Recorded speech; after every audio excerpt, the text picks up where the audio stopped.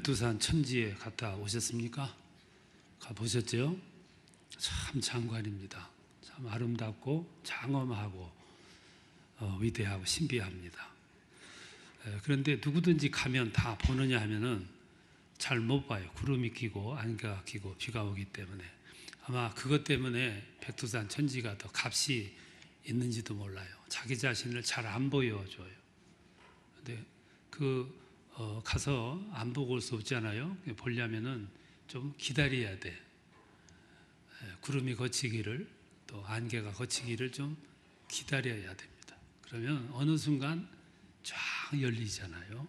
그때 그 광경을 보면 참 찬란하고 신비하고 장관이다, 그런 생각을 하게 됩니다. 그동안 제가 몇 주 동안 그 묵상의 생활에 대해서 말씀을 드렸는데, 이 묵상의 생활의 이유가 내 안에 서려 있는 이 안개를 걷어내고 구름을 걷어내고 하나님과 나 사이를 가로막고 있었던 이 땅의 것. 성경은 그러잖아요. 위의 것 생각하고 땅의 것을 생각하지 말라. 이 땅의 것은 자꾸만 하나님과 나 사이를 가로막는 역할을 해요. 구름의 역할, 안개의 역할, 장막의 역할을 합니다. 이거를 걷어내는 작업이 묵상의 생활입니다. 신앙생활에서 절대적으로 필요한 것이 이 묵상의 생활이죠. 그런데 이렇게 좋은 묵상의 생활이 문제는 참 어렵다는 거예요. 지속하기도 어렵고 이루기도 어렵고, 특별히 오늘 현대를 살아가는 사람들은 하던 일을 딱 멈추고 어느 순간 조용하게 묵상의 시간을 소유한다는 건 그렇게 결코 쉽지가 않아요. 어렵습니다. 그래서 우리가 묵상 생활을 통해서 하나님과 나 사이의 이 관계를, 깊이를, 넓이를 더 확장하고 크게 하려고 하면은 꼭 몇 가지 선행하여야 할 것이 있습니다. 그 중에 하나가 규칙적인 경건 생활이에요. 묵상의 생활, 성수주일, 기도 생활, 헌신 생활, 이 모든 게 어쩌다가 하니까 되더라, 이런 법은 없어요. 꾸준하게 샘물을 파도 물이 날 때까지 깊이 파야 되듯이, 영적 생활에 깊은 곳에 들어가고 경지에 들어가려고 하면 이 묵상 생활이 중요한데, 그 묵상 생활도 규칙적인 생활이 중요하다는 거예요. 시편 145편 2절에 보면 내가 날마다 주를 송축하며 주를 찬양하리이다, 그렇게 말씀을 해요. 날마다. 이게 규칙적인 거죠. 또 오늘 읽은 본문에 보면 날마다 마음을 같이하여 성전에 모이기를 힘쓰고 교제하고 떡을 떼며 찬미하니, 그리고 기적이 일어날 수밖에 없는 거죠. 그래서 하나님은 날마다 믿는 사람을 더하시니라, 그게 기적으로 나타나게 되는 거죠. 성경에 보면 기적이 일어나는 곳을 보면 반드시 이런 역사가 있었습니다. 준비가 있었고 규칙적인 생활이 있었어요. 그러니까 기적이 일어나는 거죠. 사도행전 10장에 보면 고넬료 이야기를 시작하는데, 그 첫 구절에 보면 이렇게 말씀합니다. 고넬료가 날마다 기도하더니, 날마다라는 말은 항상이라는 뜻이고요. 항상이라는 말은 삼시 육시 구시, 하루에 세 때 놓치지 않고 기도하는 때를 잊지 않고 계속 기도했다, 그 말이에요. 쉽지 않은 일이죠. 쉽지 않은 일을 감행하니까 거기에 기적이 일어나게 되는 거죠. 특별히 고넬료는 군인에다가 이방인에다가 로마 사람이잖아요. 지배자고, 유대인들처럼 그렇게 따라서 규칙적으로 한다는 것이 쉽지 않거든요. 그러니까 거기에 계시가 주어진 거예요. 기도 속에 계시가 주어져서 저 요바에 있는 베드로를 청하라. 그 말은 베드로를 청하면 내 앞길, 내가 할 일 가르쳐 줄 것이다, 그 말이죠. 비전을 제시를 하고 그 비전을 그가 이루리라, 이제 그런 뜻의 말씀입니다. 신앙의 삶은 규칙적인 생활이 중요해요. 묵상 생활도, 기도 생활도, 주일 생활도, 헌신의 생활도, 매사 그렇습니다. 사회적인 생활도 마찬가지지만요. 쉽지가 않아요. 쉽지가 않은 일을 감행할 때 거기에 은혜가, 열매가, 기적이, 반드시 결과가 주어진다, 그 말씀이에요. 여러분, 가물어 메마른 땅에 어쩌다가 비가 조금 내렸다 그러면 적셔지는 게 아니에요. 금방 말라버려요. 이슬비라 할지라도 꾸준하게 주어질 때 가물은 땅이 흡족하게 물을 머금는 해갈이 주어지게 되는 거죠. 규칙적인 생활이 이렇게 중요한 거예요. 또 하나는 묵상생활하는데 반드시 찾아오는 게 하나 있는데 그게 시험입니다. 시험을 극복하는 것이 중요해요. 여러분, 사탄은 하나님과 내가 가까워지는 꼴을 못 봐요. 내가 하나님 안에 깊이 들어가는 꼴을 보지를 못하는 거예요. 그래서 언제나 와가지고 우리 주의를 분산시키려고 애를 써요. 이 시험을 극복하는 게 중요해요. 어떤 분은 기도하려고만 하면 자꾸 와가지고 옛날 흔적, 아픔의 흔적, 옛날 지었던 죄들을 자꾸만 생각나게 약골 죽이는 거예요. 기도 못하게. 그런 때는 내가 주님 앞에 회개해서 주님은 나의 모든 허물을 씻으셨다, 확신을 가지고 물러가라 이래야 되는데 약호가 죽어가지고 질질 끌려가는 거예요. 우리가 영적 생활의 깊이는 규칙적인 생활을 통해서 와요. 날마다 매일 규칙적으로. 그런가 하면 시험들을 이겨낼 때 그게 만들어지게 되는 거죠. 그럼 각오가 필요해요. 또 하나는 미련을 극복하는 겁니다. 우리 그리스도인들은 어떻게 보면은 고민이 많은 존재들이에요. 왜 그러냐면 우리 육신의 발로는 땅을 밟고 있고 우리의 안목은 하나님 나라를 동경을 해요. 이 갭이 너무 큽니다. 영적인 생각을 사모한다고 할지라도 우리는 이 세상을 밟고 살아가기 때문에 육신적인 것들이 피부에 와 닿아요. 우리 관심 속에 육신적인 조건들이 너무 많이 서려 있어요. 머릿속에, 마음속에, 생각 속에 가득 들어있다고. 이게 들어있는 것이 자연스러운 겁니다. 우리 인간이기 때문에. 그래서 이것들이 우리들 하여금 갈등을 유발해요. 잠을 자려고 해도 그것이 나를 괴롭히고 예배를 드리려고 해도 그것이 나의 마음을 통일시키지 못하고 집약을 할 수 없을 만큼 그렇게 괴롭게 해요. 그런데 우리 머릿속에, 마음속에, 생각 속에 가득 차 있는 이 내용들을 이렇게 살펴보면 참 그것도 가관이 아니에요. 우리들 마음을 채우고 있고 정신을 채우고 있고 생각을 채우고 있는 것들이 다 부질없는 것들이거든. 이미 전혀 지나간 것들, 아니면 한참 있다가 올 것들, 그것들로 그냥 가득 채우고 우리가 살아가요. 그걸 안고 잠자리에 들어가니까 잠을 잘 수가 없는 거죠. 어떤 분이 우리들의 마음을 채우고 있는 이것들을 분석을 해보니까 80%가 전혀 일어날 가능성이 없는 내용이더래요. 12%는 나와 상관이 없는 일들이고 8%만 조금 고민해야 될 건데 그것조차도 하나님이 사인이 없으면 내 힘으로는 불가능한 내용이더래요. 이게 부질없는 거예요. 육신이 가지고 사니까 그런 한계 속에 있을 수밖에 없는 거지요. 문제는 불신앙입니다.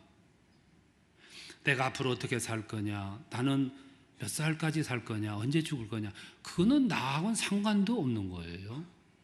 내가 어쩔 수 없는 거라고요. 근데 그것 때문에 우리들이 움츠리며 살아가요. 어떤 어머니는 노처녀 딸이 있는데 이게 시집을 못 가가지고 큰 고민이에요. 가만 내버려 두면 살 텐데 어머니는 또 안 그렇잖아요. 그래가지고 소원이 뭐냐면 이 딸 시집 가면 죽어도 한이 없겠다 이러고 늘 얘기하다가 어느 날 이 노처녀 딸이 시집을 가게 됐어요. 그러면 죽어야지. 그렇잖아요. 그게 소원이었는데. 근데 시집 가니까 뭐라고 그러냐면 이제 손자 나면 키워줘야지.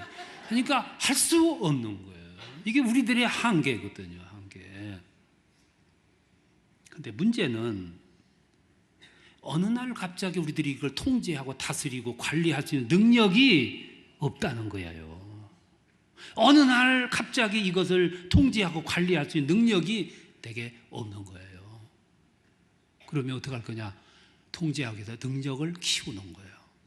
그 키우는 것이 훈련을 통해서 이루어지거든요. 그 훈련이 뭐냐면은 빨리 놓는 훈련, 포기하는 훈련, 비우는 훈련, 더 소중한 것을 담기 위해서 내가 가지고 있는 걸 빨리 축소하고 떨구는 훈련을 해야 된다는 거죠. 그 훈련이 어디서 이루어지냐면 묵상 생활을 통해서 이루어진다 이 말씀이에요. 그래서 묵상하라는 거예요. 그러면 이런 훈련을 포함해서 또 자기를 비우는 훈련, 놓는 훈련, 더 나아가서 묵상의 훈련까지도 내가 해야지 이래 가지고는 안 된다는 거예요. 그럼 어떻게 하냐? 그것까지도 성령에게 의존하라 그 말이에요. 하나님은 우리에게 성령을 보내셨어요. 왜 보내셨냐면 그렇게 무력한 우리를 도우시기 위해서 성령을 보내셨어요. 신앙생활을 가리켜서 영적 생활이라 그럽니다. 영적 생활은 내 힘으로 하는 생활이 아니고 성령의 도움으로 하는 삶을 영적 생활이라 그래요. 여러분, 예제차가 왔어요. 아주 좋아, 비싸, 고가의 차야. 근데 차는 그것으로 값이 인정되는 게 아니에요. 차는 움직여야 돼. 부드럽게 빨리 움직이는 것이 값이 있는 거예요. 움직이려면 차가 좋은 것만 가지고는 안 돼. 거기에 기름이 있어야 돼. 기름이 차를 차답게 만들고 움직이게 하고 쓰임새를 만드는 거죠. 사람이 외모로 볼 땐 그럴듯하게 생겼어요. 근데 속에 텅 비어 있어. 그거 어디다 갔습니까? 겉만 멀쩡한데 속은 텅 비었다 이 말씀이에요. 속을 하나님의 영으로 은혜로 채워야 되는데 그래야 기능을 발휘하고 내게 주어진 역할을 할 수 있는데 그것이 없다면 무슨 소용이냐 이 말씀이에요. 그래서 신앙의 삶은 영적인 생활이고 영적인 생활은 성령의 힘을 빌려서 그 힘에 의해서 탄력을 받아가지고 추진하며 살아가는 삶이 신앙의 삶이라 이 말씀이에요. 얼마나 소중합니까? 하나님은 이 우주 공간 속에 에너지원을 가득 넣어 주셨어요. 충전시켜 주셨어요. 그래서 그 힘에 의해서 이 거대한 지구가 자전을 해요. 그 힘에 의해서 동력이 발생해요. 그 힘에 의해서 식물들이, 저 산속에 있는 식물들이 나는 볼 수 없지만, 나는 관리하지 않지만 그 산속에서 잘 자라는 거예요. 그 힘에 의해서 곤충들이 살고 짐승들이 살고 우리가 사는 거예요. 물이 육지에서도 흐르지만 저 땅 속에서도 질서정연하게 물이 흐르고 있어요. 그거는 이 지구 속에, 우주 속에 하나님이 팍 불어넣으신 에너지원 때문에 그래요. 사람이 태어날 때도 그 몸속에 하나님은 에너지원을 팍 충전시켜 주셔서 그래서 세상에 보내셨어요. 어린아이들 보세요. 하루 종일 뛰어다녀도 아이들 지침이 없어요. 에너지원을 충분히 받아가지고 나왔기 때문에. 노인들은 하루 종일 앉아있어. 왜냐하면 받아온 에너지원이 그동안 방출이 됐어요. 방전이 돼가지고 이제 얼마 안 남아가지고 기운이 없어가지고 움직이지를 않는 거예요. 그러니까 소망도 없고 기쁨도 없고 날이 밝았는데도 희망이 없어요. 노인들은 흥분할 줄도 몰라. 흥분할 만한 에너지가 없어요. 그러니까 몸에 피도 어린아이들은 막 도는데 어른, 할머니, 할아버지들은 안 돌아 이게. 기운이 없어. 에너지가 없다. 그러니까 피가 안 도니까 피곤이 빨리 오고 그러니까 일어날 용기가 없는 거고 새날이 밝았어도 소망이 없는 거예요. 그래서 부지런한 사람들은 그때 자기 자신이 자꾸 방전되는 걸 막아야 되고 조금씩이라도 보충을 해야 돼. 그러면 하나님의 은혜로 묵상을 통해서 보충을 하게 되면 어떤 현상이 오냐면은 고목나무 위에서 꽃이 피는 거야. 그래서 말씀하기로 노인은 꿈을 꿀 것이며 물가에 심겨진 나무처럼 가물어도 청청하고 진액이 풍성하고 이게 예수 안에 뿌리를 깊이 박고 묵상 생활하는 데서 주어지는 은혜라 이 말씀이죠. 얼마나 소중한 겁니까? 유대인들은 말씀은 곧 힘이다 라는 생각을 가지고 살아요. 하나님은 말씀이에요. 말씀이 이 땅에 오셨어요. 그 말씀이 우리를 구원하셨고 부르셨어요. 그 말씀을 새 생명이에요. 그냥 생명이 아니고 부활의 생명이거든. 그래서 그 생명이 가장 강한 힘이 되는 거죠. 그래서 시편을 보면 여호와는 나의 힘이시니 내가 주님을 사랑합니다. 이 귀절이 많이 나오는 것은 곧 말씀은 곧 힘이다. 그런 지혜를 가지고 있기 때문에 그렇습니다. 말씀은 가장 큰 무기입니다. 여러분, 칼 든 사람은 주먹 든 사람을 두려워하지 않아요. 대포를 가진 사람은 칼 든 사람을 무서워하지 않아요. 핵무기를 가진 사람은 대포를 가진 사람을 무서워하지 않아요. 그런데 살아있는 능력 있는 하나님의 말씀을 가진 사람에게는 핵무기도 두렵지가 않아요. 여러분들은 이걸 고백할 수 있어야 돼. 핵무기보다 더 강한 힘을 가진 것은 말씀을 가진 사람이에요.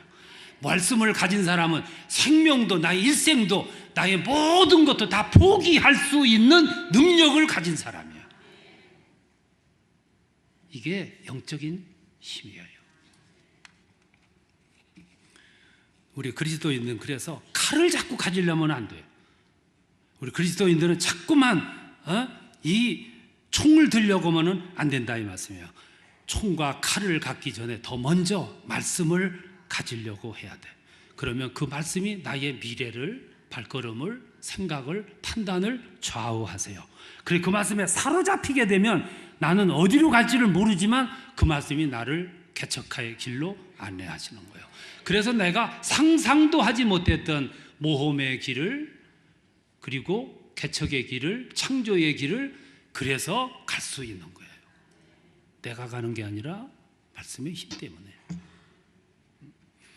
헨리 나우엔이라고 하는 사람은 미국 하버드 대학 교수인데 많은 사람들로부터 부러움을 사는 성공한 사람이었어요. 근데 어느 날 그가 사표를 내던지고 정바가 아이들 수용한 그 수용소에 들어가서 그 아이들을 위해서 헌신을 해요. 밥을 먹여주고 용변을 봐주고 목욕을 시켜주고 잠자리를 돌보고. 기자가 가서 물었어요. 아니 어떻게 이럴 수 있습니까? 왜 그 좋은 자리 놔두고 와서 이렇게 낮은 자리에 임하십니까? 그러니까 그분이 이렇게 대답해요. 성공했을 때는, 높아졌을 때는, 내가 올라가는 자리에 있을 때 예수가 안 보이더라. 내가 내려가면서 예수를 보고자 여기까지 왔다. 그리고 날마다 아이들 용변 보는 걸 도와주고 목욕시켜주고 잠자리를 돌봐주고 옷을 벗기고 입혀주고. 여러분, 사람이 성공했을 때, 부유할 때, 아쉬움이 없을 때는 예수가 안 보입니다. 예수께서 나에게 무엇을 요구하시는지도 몰라요. 주님이 나한테 하시는 말씀을 듣는 건 고사하고 주께서 나한테 정말로 진짜로 원하는 게 무엇인지 우리는 알지도 몰라요. 관심도 없다고요. 그래서 묵상하라는 거예요. 고요히 들려오는 내면의 소리를 통해서 주시는 메시지를 받고 계시를 받고 영감을 힘입고 넓은 은혜의 바다에 들어가 헤엄을 치라 이 말씀이거든. 그게 묵상의 생활이에요.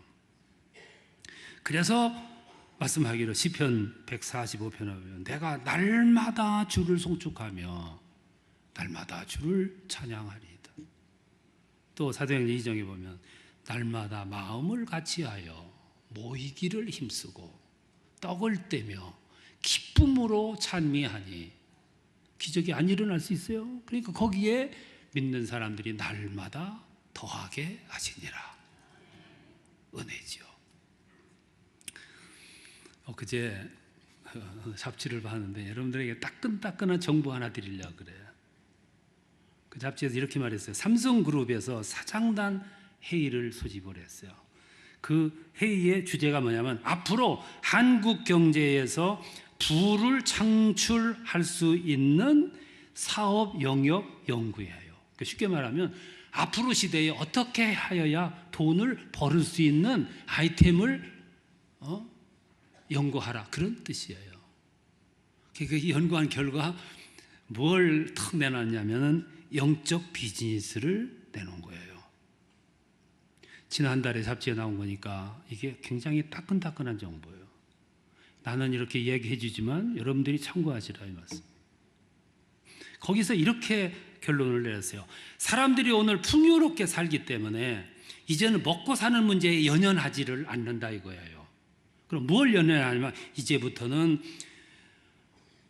육체적인 돌봄, 휴식, 그리고 영혼까지 쉼을 얻는 생활 패턴에 관심을 갖는 시대가 온다 이 말씀이야.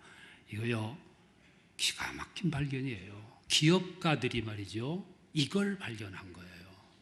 미래의 정신의 흐름이 어떻게 될 것인가를 이제 알았다 그 말이죠. 그래서 전국 각지에 가장 좋은 자리에 몸도 쉬고 마음도 쉬고 정신도 쉬고 영이 쉼을 얻을 수 있는 편의 시설을 만드는 것이 삼성그룹이 앞으로 하는 일이다. 이걸 연구를 했어요. 여러분, 묵상의 생활은 그래서 중요한 거예요.